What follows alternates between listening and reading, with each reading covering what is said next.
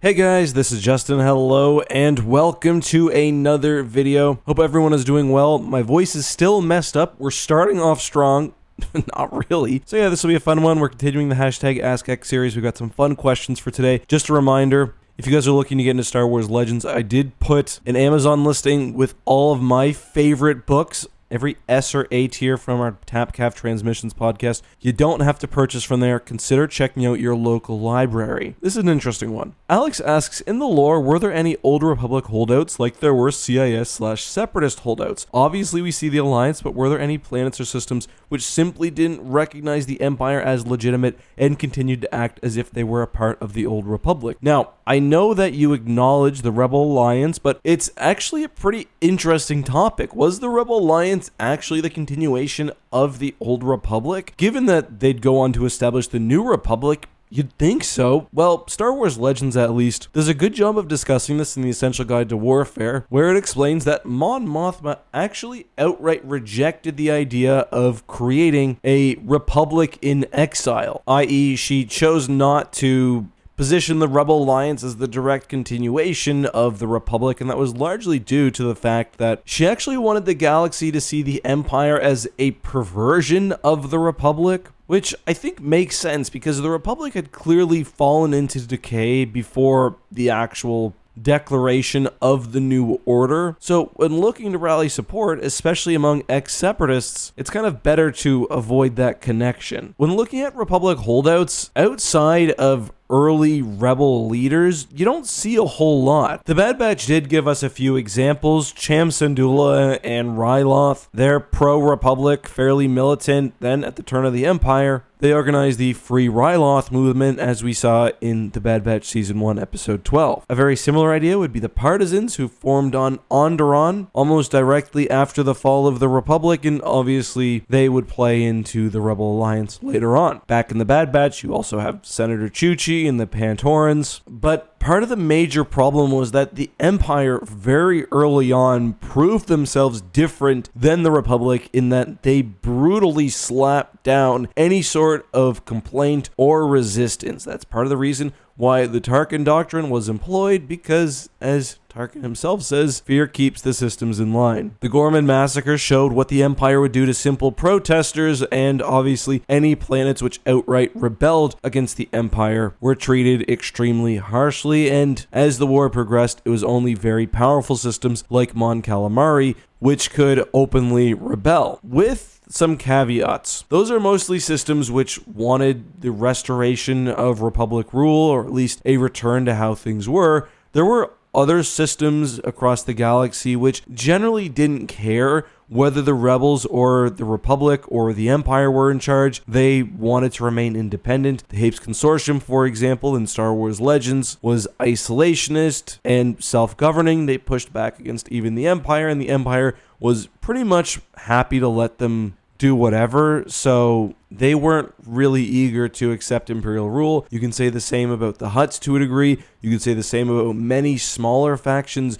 within the unknown regions or the more isolated parts of the galaxy, which the Empire didn't even really actively try to control. There were other self-governing factions like the Corporate Sector Authority, the Chiss Ascendancy, the Centrality in Star Wars Legends, and more. So yeah, I hope that answers kind of what you were looking for, and I hope it's a good one. Alright, on a different topic, next up, we have Brandon, who says, I've been reading the new Jedi Order books and really enjoying them. In your opinion, do you think the Rin species which are introduced in the series are based off the Romani, i.e. European gypsies? And yes, in my opinion, they very clearly are. And in fact, doing a bit of more research to answer this question, James Lucino has stated that it was an intentional connection there. The Rin are nice because there are many negative portrayals of the Romani people in media based almost wholly on unfair assumptions or racism. The Rin share many similarities. They're generally a nomadic people who place a heavy emphasis on family, Music and folklore is an important part of their tradition, and they have to deal with a variety of untrue stereotypes regarding their cleanliness, their honesty, and more. And the Rin basically prove all of this wrong by generally being very pleasant. One Rin in particular, Droma, spends a lot of time with Han Solo after the death of Chewbacca. Droma sort of steps in as a navigator for a while, and in about the 4th or 5th final New Jedi Order book,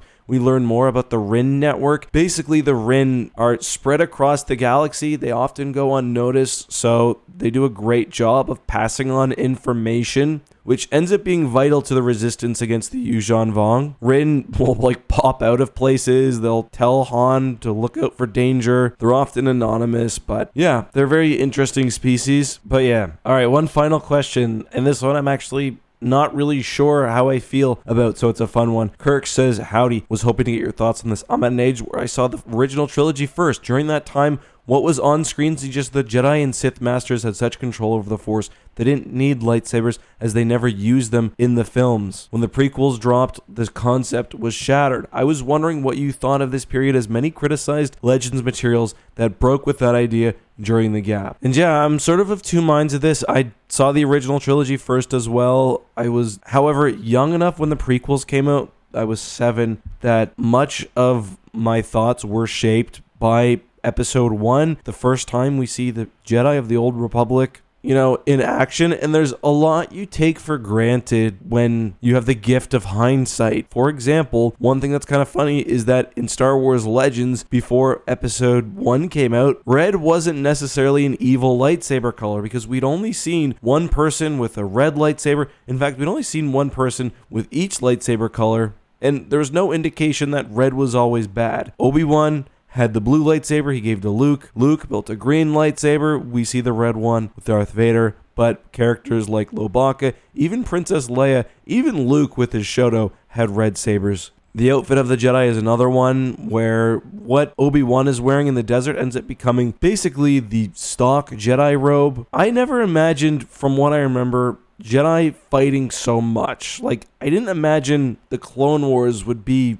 Jedi leading clones in combat. I thought it'd be a much smaller scale war. I definitely didn't think we'd ever see Yoda wielding a lightsaber, and if I'm being honest, I'm still not convinced it was the best idea. Even the idea of a Sith, we didn't know what the Sith were. I mean, the Sith aren't mentioned in the original trilogy. We don't know what Palpatine is. In Episode 4, we hear talk of Sorcerer's ways, so I do like, as beings become more powerful, they sort of become wizards. That's why I always really liked Jorah Sabaoth in that early artwork of Star Wars Legends. But I mean, Star Wars, the expanded universe, getting more to your question, I wouldn't say broke that idea a ton, because a lot of the really powerful Force users actually didn't have lightsabers. I mentioned Sabaoth, he instead uses clones. The Reborn Palpatine temporarily uses a lightsaber, then abandons it. We learn of powerful Force groups like the Falanasi and more Jedi lore in the Academy trilogy, and those are all Force users who didn't rely on lightsabers. And I think that a lot of the bad guys which did exist, like Jarek, didn't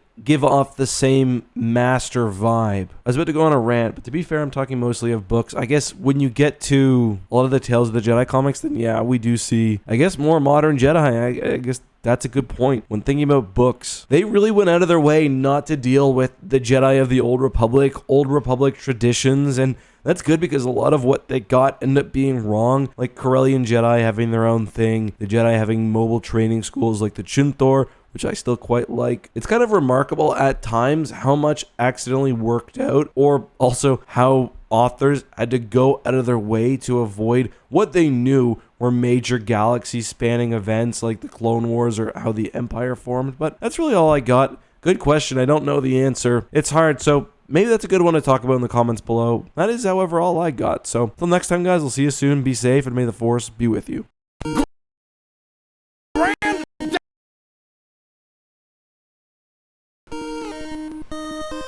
Flintstones?